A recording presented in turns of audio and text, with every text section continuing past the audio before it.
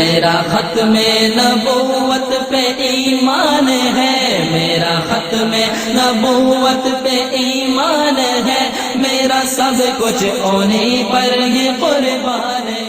امت مسلمہ نے ختم نبوت کے محاذ پر کبھی کمزوری نہیں دکھائی۔ ہمارے سامنے رحمت دو عالم صلی اللہ علیہ وسلم کے صحابہ سے لے کر اپنے اکابر حضرت علامہ سید انور شاہ کشمیری رحمت اللہ علیہ تک پوری ایک تاریخ موجود ہے۔ حضرات محترم سن 1953 کی تحریک، جس کے اندر علماء کرام نے ختم نبوت کے تحفظ کے لیے تحریک کی قیادت کی ہے، میدان عمل کو سرخرو کیا ہے اور اپنے لہو کی قربانیاں دے کر کے امت کے سامنے اس بات کو ڈنکے کی چوٹ ثابت کیا کہ مسلمان ہر عنوان پہ کمپرومائز کر سکتا ہے، لیکن پیغمبر کی ختم نبوت کے عنوان پہ کمپرومائز نہیں کر سکتا۔ وہاں ہمارے سامنے یہ بات بھی حقائق کی دنیا میں ایک دمکتے ہوئے ستارے کی طرح روشن ہے کہ سن 53 کی تحریک ہو، سن 74 کی تحریک ہو یا سن 84 کی تحریک ہو، ہمارے کالج میں پڑھنے والے، سکول میں پڑھنے والے، یونیورسٹی میں پڑھنے والے مسلمان اپنے پیغمبر کے عشق اور نبی کی محبت میں سرشار رہے ہیں۔ دنیا نے دیکھا ہے کہ عامر چیمہ پیغمبر کی عزت کر گئے، حضور کے عشق کی ڈگری لے کر کیا ہے۔ ہمارا آج بھی یہ اعلان ہے، دنیا والوں سنو، پیغمبر کی عزت کا کلمہ پڑھنے والے اپنی جان کو دے سکتے ہیں۔ مسلمان مدرسے کہو، یونیورسٹی کہو، کالج کہو، سکول کہو، ہماری جان نبی سارے کا قربان ہے، قربان ہے۔ میں آپ کے سامنے اپنے ضلع سرگودا بلکہ پنجاب کے عظیم اثری ادارے یونیورسٹی آف سرگودا کے ایک درجن وائس چانسلر صاحب کو دعوت دینا چاہوں گا، جو ایک عظیم ادارے کے وائس چانسلر بھی ہیں، ساتھ ساتھ بہت بڑے اسلامی فلسفر بھی ہیں۔ آج ہمارے اسٹیج پہ وہ یہ بات بتانے آئے ہیں کہ عہدے مرتبے اپنی جگہ پہ، مگر مسلمان پیغمبر کی عزت کر گئے، نبی کی عزت کر گئے، ہر عہدے کو جوتی کی ناک پہ رکھ کر کے حضور کی عزت کے لیے آیا کرتا ہے۔ نعرے سے استقبال کیجئے، نعرے تکبیر۔ بلند آواز سے سارے ساتھی ہاتھ اٹھا کر کے، جتنا مجمع اندر موجود ہے، اتنے مسلمان بائیں پنڈال میں داخلے کے انتظار میں ہیں۔ آپ کے بائیں طرف لگی ہوئی قناتوں کو بھی کھول دیا جائے گا۔ جو ساتھی پنڈال میں لیٹے ہوئے ہیں، ان سے گزارش ہے بیٹھ جائیے، اپنے مجالس میں وسعت پیدا کیجیے، نعرے کا جواب دیجیے، نعرے تکبیر، نعرے تکبیر۔ تاج و تخت ختم نبوت، تاج و تخت ختم نبوت، بلند آواز سے مرزائیوں پہ لعنت، مرزائیوں پہ لعنت، مرزائیوں پہ لعنت، مرزائیوں پہ لعنت، نعرے تکبیر۔ تشریف لاتے ہیں محترم جناب doctor Muhammad Akram Chaudhry sahib, vice chancellor university of Sargodha. نحمدہ و نصلی علی رسولہ الکریم، اما بعد۔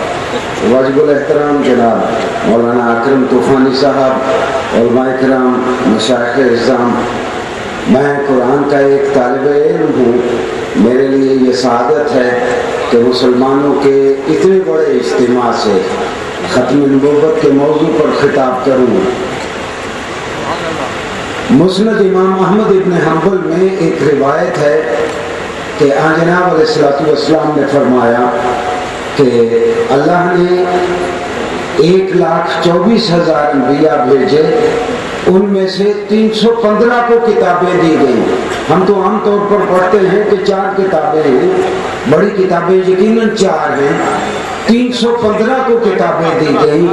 جب جناب علیہ الصلوۃ والسلام مبعوث ہوئے، یہودی اور عیسائی جو مکہ میں، جزیرۃ العرب میں اور گرد و پیش کے علاقوں میں رہتے تھے، ان کے بارے میں تو قرآن کریم نے کہا، سورہ بقرہ میں، سورہ الانعام میں کئی جگہ پہ ہے کہ یعرفونہ کما یعرفون ابناءہم، وہ جناب علیہ الصلوۃ والسلام کو اسی طرح آخری نبی کے طور پر پہچانتے ہیں جس طرح وہ اپنی اولاد کو پہچان لیتے ہیں۔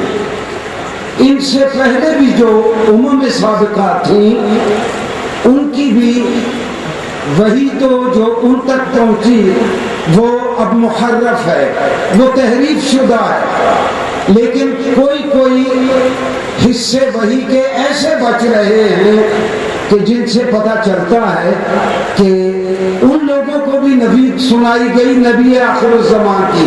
مثال کے طور پر ہندوؤں کے پاس 4 وید ہیں اور 10 قرآن ہیں۔ 10 قرآنوں میں سے ایک قرآن ہے وشنو قرآن۔ وشنو قرآن میں لکھا ہے کہ قرب قیامت میں ایک نبی، قرب قیامت میں صحرا سے ایک شخص اٹھے گا، قرب قیامت میں صحرا سے ایک شخص اٹھے گا، اس کی ماں کا نام امانت والی اور باپ کا نام اللہ کا غلام ہوگا، اس کو اس کے گھر سے نکالا جائے گا، پھر وہ اپنے ہی گھر کو 10,000 سپاہیوں کے ساتھ فتح کرے گا، اس کی فوجیں شمال سے جنوب کی جانب چڑھائی کرے گی اور اس کی رتھ کو اونٹ کھینچ رہے ہوں گے۔ جناب علیہ السلام فاتح کی حیثیت سے جب مکہ مکرمہ میں داخل ہوئے تو آپ قصبہ پر سوار تھے اپنی اونٹنی پر۔ ایک اور مثال، ایک مذہب تھا زرتشت، عیسائیت سے بھی پہلے، یہودیت سے بھی پہلے، اور اس کی کتاب تھی اوستا۔ اوستا کا 1/10 حصہ ہم تک پہنچ پایا ہے اور اس کا انگریزی ترجمہ میرے سامنے ہے۔ زرتشت اپنے لوگوں سے مخاطب ہو کے کہتا ہے کہ اس 10ویں حصے میں یہ بیان محفوظ ہے، آج بھی آپ اس کا انگریزی ترجمہ دیکھ سکتے ہیں۔ زرتشت کہتا ہے کہ میں نے دین کو مکمل نہیں کیا، میرے بعد ایک نبی آئے گا جو دین کو مکمل کرے گا اور اس کا نام مرسی آف دا یونیورس، رحمت للعالمین ہوگا۔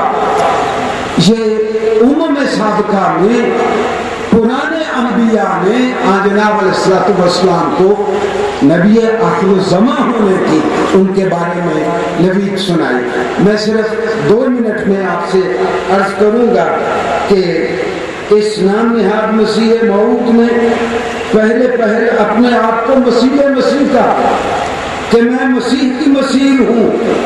ہم اس کا جائزہ لیتے ہیں کہ مرزا صاحب مسیح کیسے ہیں۔ جناب مسلم شریف میں ہے، جناب علیہ السلام نے فرمایا میں موسیٰ کی مسیح ہوں۔ آپ میں اور موسیٰ میں کیا کیا مشابہتیں ہیں؟ موسیٰ یتیم تھے، سلم یتیم کے طور پر پل کر جمع ہوئے۔ موسیٰ علیہ السلام نے ہجرت کی، جناب علیہ السلام نے ہجرت کی۔ موسیٰ صاحب شریعت تھے، جناب علیہ السلام صاحب شریعت تھے۔ موسیٰ کو اللہ سے کلام کا شرف حاصل ہوا، جناب علیہ السلام کو ہوا۔ ایسے مسیح ہوتے ہیں۔ اور مرزا صاحب اگر مسیح ہیں تو ان میں کیا مشابہت ہے؟ حضرت عیسیٰ تو بن باپ پیدا ہوئے جبکہ مرزا صاحب کے باپ کا نام مرزا غلام مرتضیٰ تھا۔ حضرت عیسیٰ کی والدہ ماجدہ کا نام مریم تھا، مرزا صاحب کی والدہ کا نام ممتاز بی بی تھا۔ اور مسلم شریف میں ہے کہ مسیح موعود اللہ کی دھرتی کا حاکم ہوگا۔ مسلم شریف میں ہے کہ مسیح موعود جب تشریف لائیں گے وہ حج کریں گے۔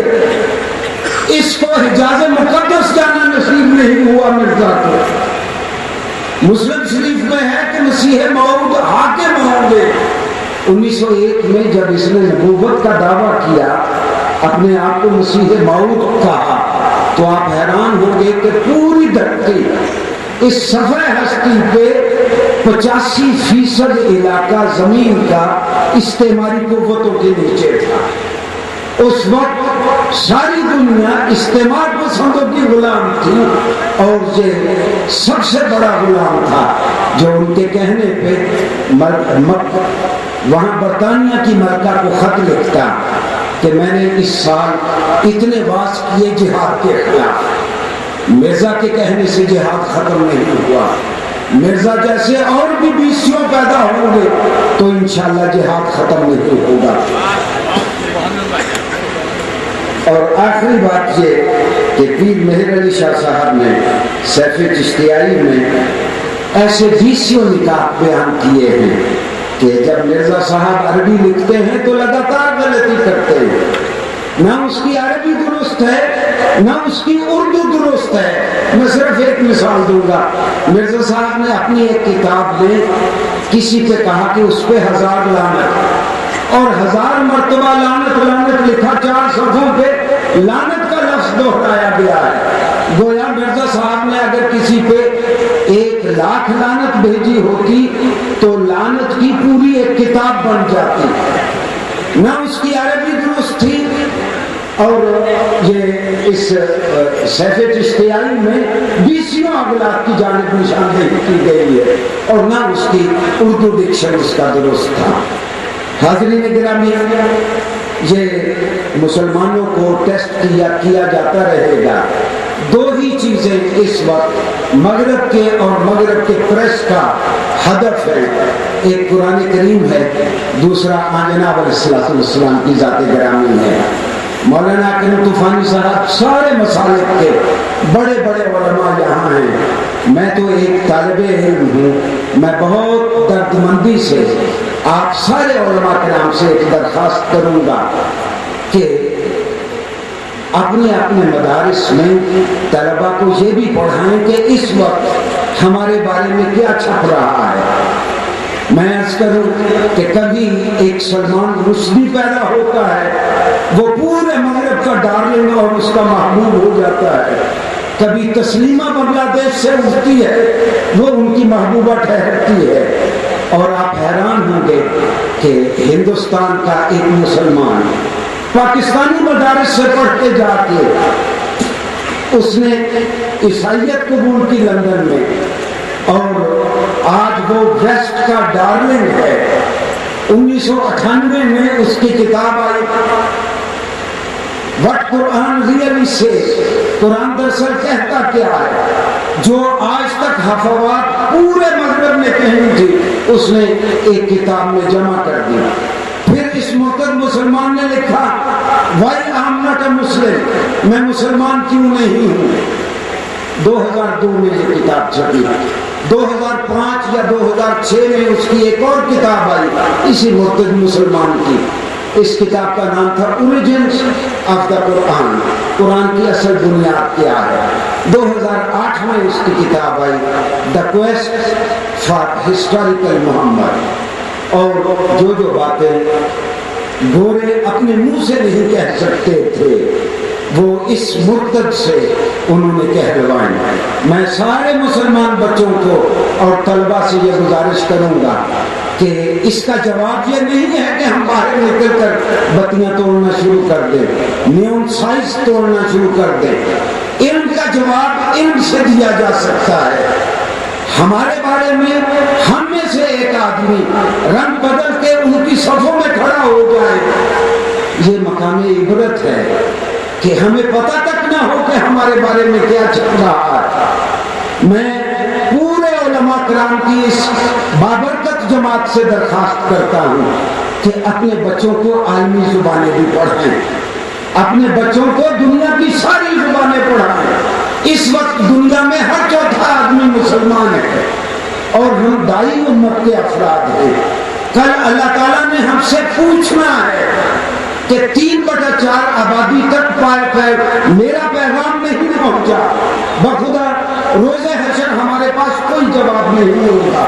یہاں ایک دوسرے کو کافر مسلمان کرنے کی بجائے اس 3/4 آبادی تک جناب علیہ السلام کا پیغام پہنچانا وہ بھی ہماری ذمہ داری ہے۔ اور الحمدللہ شعبہ اسلامیہ یونیورسٹی آف سرگودا نے انگریزی زبان میں اسی ابن براق پہ، اسی مرتد پہ اس سال پہلا تھیسس کروایا، پہلا مقالہ ہم نے اس کے اوپر لکھا ہے، اور یہی میں پیغام دینا چاہتا ہوں، یہی میں درخواست کرنا چاہتا ہوں کہ ہم نے علم کا جواب علم سے دینا ہے. علم کا جواب جب ہم نعرے لگا کے توڑ پھوڑ کر کے دینے کی کوشش کریں گے ہماری منزل کھوٹی ہوگی اور ہم منزل سے اور دور جاتے رہیں گے. میں بہت شکر گزار ہوں خاص طور پر مولانا اکرم طوفانی صاحب کا, ان سارے علماء کرام کا جنہوں نے مجھ جیسے ایک ادنا قرآن کے طالب علم کو آپ سے مخاطب ہونے کا موقع دیا.